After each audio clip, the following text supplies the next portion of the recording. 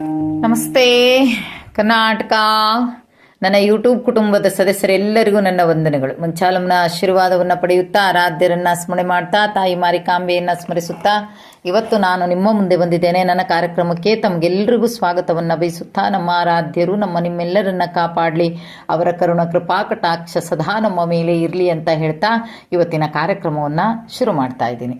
ಇವತ್ತಿನ ಕಾರ್ಯಕ್ರಮದಲ್ಲಿ ಮೊನ್ನೆ ನಾನು ಮಾಡಿದಂಥ ವಿಡಿಯೋ, ಒಂದು ವಸ್ತು ಇದೆ, ಆ ವಸ್ತು ತಂದಿಟ್ಕೊಳ್ಳಿ, ಆ ವಸ್ತುವನ್ನು ತರಿಸಿಟ್ಕೊಳ್ಳಿ ಅಂತ. ಆ ವಸ್ತುವಿನ ಬಗ್ಗೆ ನಾನು ತಿಳ್ಕೊಳ್ಳದೆ ನಿಮ್ಗೆ ಹೇಳಲಿಲ್ಲ. ಆ ವಸ್ತು ಅಷ್ಟು ಪವರ್ಫುಲ್ ಆಗಿದೆ, ಜೊತೆಗೆ ಮನಸ್ಸಿನಲ್ಲಿ ನಂಬಿಕೆ ಗಟ್ಟಿಯಾಗಿರಬೇಕು. ಅದು ಮೊನ್ನೆ ವಿಡಿಯೋದಲ್ಲಿ ಹೇಳಿದ್ದೆ ನಾನು. ಇದೇನು ಆಗೋದಿಲ್ಲ, ಇದೆಲ್ಲ ಸುಮ್ಮನೆ ಅಂತ ಹೀಗೆ ಯೋಚನೆ ಮಾಡ್ತಾ ಇದ್ದರೆ ಖಂಡಿತವಾಗಿಯೂ ವರ್ಕ್ ಆಗಲ್ಲ. ಅದರ ಬದಲಿಗೆ ಇದು ಬಂದಿದೆ, ಇದನ್ನು ನಾನು ತಂದಿದ್ದೀನಿ, ಇದರಿಂದ ಏನೋ ಬದಲಾವಣೆ ಆಗುತ್ತೆ. ಬದಲಾವಣೆ ನಿಮಗೆ ಕಾಣುತ್ತೆ. ಅದು ಬಹುಶಃ ನೀವು ಅಂದರೆ ಏನೋ ಮಾಡ್ಬೇಕು ಅಂದ್ಕೊಂಡಿರ್ತೀರಿ, ತುಂಬ ಅಡೆತಡೆಗಳಾಗಿರುತ್ತೆ, ಆಗೋದೇ ಇಲ್ಲ. ಆದರೂ ಅದನ್ನು ತಂದ ಮೇಲೆ ಅದು ಕೆಲಸ ಆಗುತ್ತೆ. ಅವಾಗ ನಿಮಗೆ ಅನಿಸುತ್ತೆ, ಹೌದಲ್ವಾ, ನಾನು ಹಿಂದೆ ಈ ರೀತಿ ಇತ್ತು, ಈಗ ನೋಡಿ ಕೆಲಸ ಎಷ್ಟು ಬೇಗ ಆಯಿತು ಅನ್ನೋದು ಹೀಗೂ ಆಗುತ್ತೆ ಅಲ್ವಾ. ಹಾಗಾಗಿ ಆ ನಂಬಿಕೆಯನ್ನು ಅಚಲವಾಗಿ ಇಟ್ಕೊಂಡಿರ್ತೀನಿ ಅನ್ನೋರು ಖಂಡಿತವಾಗಿ ತರಿಸ್ಕೊಳ್ಳಿ. ನಾನು ಈ ವಿಡಿಯೋದ ಕೊನೆಯಲ್ಲಿ ಅವರ ಫೋನ್ ನಂಬರನ್ನು ಹಾಕ್ತೀನಿ, ಅವರ ವಾಟ್ಸಪ್ ನಂಬರ್. ಅದು ಫೋನ್ ಮಾಡಿ ತೊಂದರೆ ಕೊಡಬೇಡಿ, ಪಾಪ ಫೋನ್ ರಿಸೀವ್ ಮಾಡಲ್ಲ ಅವರು. ಬದಲಾಗಿ ನಿಮಗೆ ವಾಟ್ಸಪ್ಪಲ್ಲಿ ಮೆಸೇಜ್ ಕೊಡ್ತಾರೆ, ಆನ್ಲೈನಿಗೆ ಬಂದು ಬೇಗ ಕೊಡ್ತಾರೆ. ಒಮ್ಮೆ ಆನ್ಲೈನಲ್ಲಿ ಇಲ್ಲ ಅಂದರೆ ಗಡಿಬಿಡಿ ತಗೋಬೇಡಿ, ಇನ್ನೊಂದ್ಸಲ ಆನ್ಲೈನಿಗೆ ಬಂದಾಗ ಅವರು ಮತ್ತೆ ನಿಮಗೆ ರಿಪ್ಲೈಯನ್ನು ಕೊಡ್ತಾರೆ, ವಾಟ್ಸಪ್ಪಲ್ಲೇ ಮಾತಾಡ್ತಾರೆ. ಹಾಗಾಗಿ ಕಾಲ್ ಮಾಡಿ ತೊಂದರೆ ಕೊಡಬೇಡಿ. ನಂಬರನ್ನು ಹಾಕ್ತೀನಿ. ದಯವಿಟ್ಟು ನನ್ನ ಕಾರ್ಯಕ್ರಮಕ್ಕೆ ಲೈಕ್ ಕೊಡೋದನ್ನು, ಸಬ್ಸ್ಕ್ರೈಬರ್ ಆಗೋದನ್ನು, ಕಮೆಂಟ್ ಹಾಕೋದನ್ನು ಮರಿಬೇಡಿ. ಪ್ರತಿಯೊಬ್ಬರು ನೋಡ್ತೀರಿ 400-500 ಜನ ವ್ಯೂಸ್ ಇರುತ್ತೆ, ಆದರೆ ಕಡಿಮೆ ಇದರಲ್ಲಿ ಲೈಕು, ಕಡಿಮೆ ಇದರಲ್ಲಿ ಕಮೆಂಟ್ ಇರುತ್ತೆ. ಒಮ್ಮೆ ಬೇರೆ ಕಾರ್ಯಕ್ರಮ ಎಲ್ಲ ನೋಡಿದಾಗ ನನಗನ್ಸೋದು ಏನು ಅಂದರೆ, ಇನ್ಸ್ಟಾಗ್ರಾಮಲ್ಲಿ ತುಂಬ ನೋಡ್ತೀನಿ ನಾನು. ನೋಡಿದಾಗ ಬೇಡ ಅಸಹ್ಯ ಆಗಿರೋದಕ್ಕೆಲ್ಲ ಎಷ್ಟು ಕಮೆಂಟು, ಎಷ್ಟು ಲೈಕ್ಗಳು ಕೊಡ್ತಾರೆ. ಆದರೆ ನಾವು ಇವತ್ತು ನಿಯತ್ತಾಗಿ ಕರೆಕ್ಟಾಗಿ ಪ್ರೋಗ್ರಾಮನ್ನು ಹಾಕಿದಾಗಲೂ ಸಹಿತ ಜನರಿಗೆ ಯಾಕೆ ಹೀಗೆ ಮಾಡ್ತಾರೆ, ಜಗಳ ಆದರೂ ತುಂಬ ವ್ಯೂಸ್ ಸಿಗುತ್ತೆ. ಒಬ್ರು ಹೇಳ್ತಾ ಇದ್ರು ಹಾಗೆ, ಜನ ಈ ಜಗಳ ಆದರೂ ತುಂಬ ವ್ಯೂಸು, ತುಂಬ ಲೈಕ್ ಕೊಡ್ತಾರೆ ಅಂತ. ಒಂದು ಪ್ರೋಗ್ರಾಮಲ್ಲಿ ಅವರು ವಿಡಿಯೋದಲ್ಲೇ ಹೇಳ್ಕೊಂಡ್ರು, ಅವರದ್ದೇ ಒಂದು ಸಮಸ್ಯೆ ಆಗಿತ್ತು, ಅವ್ರು ಅದನ್ನೇ ಹೇಳ್ಕೊಳ್ಳುವಾಗ ಹೇಳಿದ್ರು ಅವ್ರು ಹಾಗೆ, ಜಗಳ ಆಗಿದ್ರೇ ತುಂಬ ಜನ ವ್ಯೂಸ್ ಬರುತ್ತೆ, ತುಂಬ ಲೈಕ್ ಬರುತ್ತೆ ಅಂತ. ಅದು ನೋಡಿದ್ದೀನಿ, ಅದು ನಿಜ. ಹಾಗಾಗಿ ನನ್ನ ಕಾರ್ಯಕ್ರಮದಲ್ಲಿ ತಾವುಗಳು ಯಾರು ನೋಡ್ತೀರಿ, ನನ್ನ ಕಾರ್ಯಕ್ರಮವನ್ನು ಯಾರು ನೋಡ್ತಾರೆ, ಲೈಕ್ ಅಷ್ಟೇ ಕೊಟ್ಟು ಸುಮ್ಮನಿದ್ದು ಬಿಡಬೇಡಿ, ಒಂದು ಕಮೆಂಟನ್ನು ಹಾಕಿ, ಕೊನೆಗೊಂದು ಸಿಂಬಲ್ ಆದರೂ ಹಾಕಿ ನನಗೆ.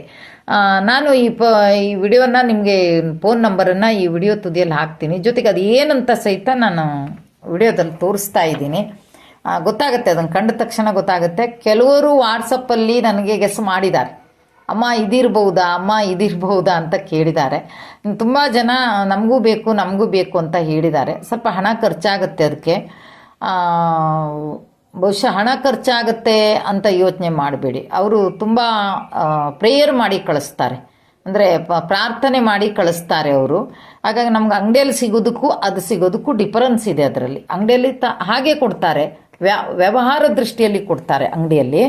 ಆದರೆ ಇಲ್ಲ ಹಾಗಲ್ಲ, ಒಳ್ಳೆಯದಾಗಲಿ ಅನ್ನೋ ರೀತಿಯಲ್ಲಿ ಪ್ರಾರ್ಥನೆಯನ್ನು ಮಾಡಿ ನಿಮ್ಮ ಮನೆ ಬಾಗಿಲಿಗೆ ಕಳಿಸುವಂಥ ಕೆಲಸ ಮಾಡ್ತಾರೆ ಅವರು. ಅದ್ರ ಬಗ್ಗೆ ನಿಮ್ಗೆ ಹೇಳ್ತಾರೆ, ಕಳಿಸಿದ ಯಾರು ನೀವು ತಗೋತಾ ಇದ್ದೀರಿ ಈಗ ಅವ್ರಿಗೆ ಹೇಳ್ತಾರೆ ಏನಂದರೆ, 7 ದಿವಸದ ತನಕ ಅದರದ್ದು ಸ್ವಲ್ಪ ಬೇರೆ ಪೌಡ್ರ್ ಕೊಡ್ತಾರೆ ಅವರು. ಆ ಪೌಡ್ರನ್ನು ಹಾಕಿ ಉಪ್ಪು ಹಾಕಿ ನೆಲವರಿಸಬೇಕು. ಆಮೇಲೆ ಸತತವಾಗಿ 7 ದಿನ ಅದಕ್ಕೆ ಧೂಪವನ್ನು ಹಾಕಬೇಕು ಅನ್ನೋದಿದೆ. ಅದು ಎಲ್ಲಿ ಕಟ್ಟಬೇಕು ಏನು ಅದು ಹೇಳ್ತಾರೆ. ಒಮ್ಮೆ ಗೊತ್ತಾಗಿಲ್ಲ ಅಂದರೆ ನನಗೆ ಹೇಳಿ, ನಾನು ನಿಮಗೆ ಮತ್ತೆ ಹೇಳ್ತೀನಿ. ಎಲ್ರಿಗೂ ಒಳ್ಳೇದಾಗಲಿ ಅನ್ನೋ ಕಾರಣ, ನನಗೊಬ್ಬರಿಗೆ ಒಳ್ಳೇದಾಗಲಿ, ನಾವು ಸುಮ್ಮನೆ ಕೂತ್ಕೊಳ್ಳೋಂಗಿಲ್ಲ. ಎಷ್ಟೋ ಜನ ಮಾಡ್ತಾರೆ ಬಿಡಿ ಹಾಗೆ, ಅದೇನೂ ಮಾಡೋಕ್ಕಾಗಲ್ಲ. ಅವರದ್ದು ಏನೋ ಬುದ್ಧಿ ಅಂತಾರಲ್ಲ, ದುರ್ಬುದ್ಧಿ ಅಂತಾರಲ್ಲ, ಆ ರೀತಿದು. ನನಗೆ ಆ ರೀತಿ ಬುದ್ಧಿ ಇಲ್ಲ.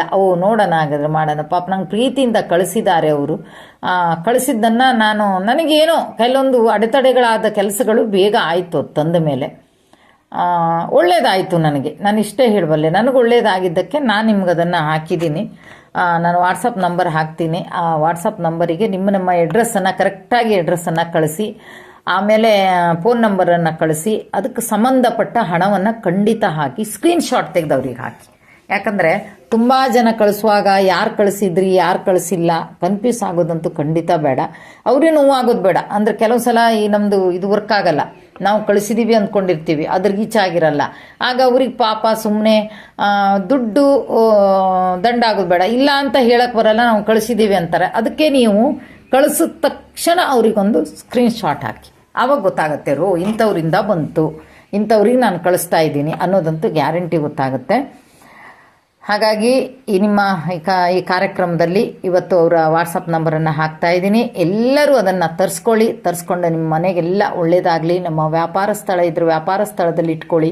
ಖಂಡಿತವಾಗಿಯೂ ಮನಸ್ಸಲ್ಲಿ ನನಗಿದ್ರಿಂದ ಒಳ್ಳೆಯದಾಗುತ್ತೆ ಅನ್ನೋ ಭಾವನೆಯನ್ನು ಇಟ್ಕೊಳ್ಳಿ. ಯಾಕಂದರೆ ನಮ್ಮ ಹಿತೈಷಿಗಳೊಬ್ಬರು ನಂಗೆ ಹಾಕಿದ್ರು, ಮೇಡಮ್ ನಾವು ತಂದಿಟ್ಕೊಂಡ ಮೇಲೆ ನಮ್ಗೆ ಏನೂ ಆಗಿಲ್ಲ ಮೇಡಮ್ ಅಂತ. ಅದೇನು ಮಾಡಲ್ಲ, ನೆನ್ಪಿಟ್ಕೊಳ್ಳಿ, ಅದು ದುಡಿಯೋಲ್ಲ.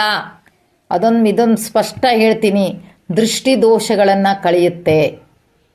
ನೀವು ವ್ಯಾಪಾರ ಸ್ಥಳದಲ್ಲಿ ಯಾರೋ ದೃಷ್ಟಿ ಹಾಕ್ತಾರೆ, ಯಾರೋ ಹೊರಗಿನವರು ನಿಮ್ಮ ಸಂಬಂಧಿಕರು ಯಾರೋ ಹಾಕ್ತಾರೆ, ಆ ದೃಷ್ಟಿ ದೋಷಗಳನ್ನು ಕಳೆಯುತ್ತೆ ಅದು. ಜೊತೆಗೆ ನನ್ನಲ್ಲಿ ಅಚಲವಾದಂಥ ನಂಬಿಕೆ, ನಾನು ಮೊದಲು ಪದೇ ಹೇಳ್ತಾ ಇದ್ದೀನಿ ಅದನ್ನು. ಇವತ್ತು ನನ್ನ ವ್ಯಾಪಾರದಲ್ಲಿ 1,000 ರೂಪಾಯಿ ಆದರೆ ನಾಳೆ ಖಂಡಿತವಾಗಿಯೂ ನಂದು 1,500 ರೂಪಾಯಿ ಆಗೇ ಆಗುತ್ತೆ ಅನ್ನೋ ನಂಬಿಕೆ ಇರಬೇಕು. ಅದು ಒಂದೇ ಅಲ್ಲ, ನಿಮ್ಮ ವ್ಯಾಪಾರ ಒಂದೇ ಅಲ್ಲ, ನಾನು ಹೇಳಿದ ಪ್ರಕಾರ ಕೆಲವೊಂದು ಪೆಂಡಿಂಗ್ ಇರುವಂಥ ಕೆಲಸಗಳೆಲ್ಲ ಆಗ್ತಾ ಹೋಗುತ್ತೆ. ಇದಂತೂ ನಿಜ. ಹಾಗಾಗಿ ಕೆಲಸನ ಮಾಡ್ಕೊಳ್ಳಿ. ಇದ್ರ ಜೊತೆಗೆ ನಂಬರನ್ನು ಕೊಟ್ಟಿದ್ದೀನಿ ಅಂತ ಹೇಳ್ತಾ ಇವತ್ತಿನ ಕಾರ್ಯಕ್ರಮವನ್ನು ಇಲ್ಲಿಗೆ ಮುಗಿಸ್ತಾ ಇದ್ದೀನಿ. ಜೈ ಹಿಂದ್, ಜೈ ಕರ್ನಾಟಕ ಮಾತೆ, ಸರ್ವೇ ಜನ ಸುಖಿನೋ ಭವಂತು.